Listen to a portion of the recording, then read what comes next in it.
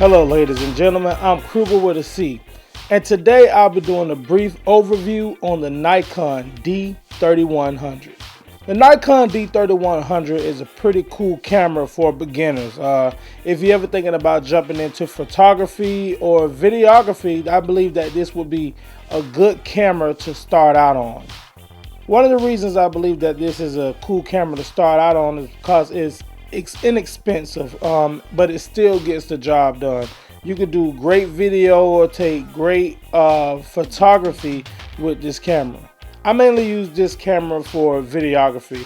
It's good to use if you want to, make movies or do your own projects. It's real good for that. But you could get a lot of great shots with this camera. I mean, it's good outside, it's good inside. If you have the proper lighting, it's not too good in low light, but if you put a 50mm lens on it, it'll help that problem out. The only part I don't like about the video part of it is it don't shoot 60 frames per second.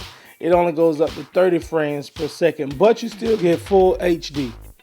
Like I said, this is a beginner's camera, but it still has a few bells and whistles, and I'll just go over those to show them to you. Alright, so on top of your camera, you have your hot shoe mount. That'll be for your flash, or if you want to hook up lights or anything like that, that's what that's for.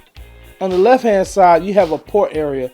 You can hook up an HDMI, a USB, a GPS, or you have the external audio and video cables. Right here on the grip on the right hand side, that'll be your on and off switch. That's self-explanatory. Now this round knob right here is just the menu switch. It's like you can switch from various modes. If you want to shoot in auto, you can change your modes right here. Now in the back, you have like a 3-inch monitor that you can see through. I honestly like using the viewfinder, the eyepiece, more than I like using the monitor, unless I'm doing video recordings, and then I use the monitor. But great little monitor, you can see great. On the left hand side, right by the monitor, you have your play button, you have your info button, you have your menu button, and your zoom buttons. And that's all stuff that you'll learn about once you get into this camera a little bit more.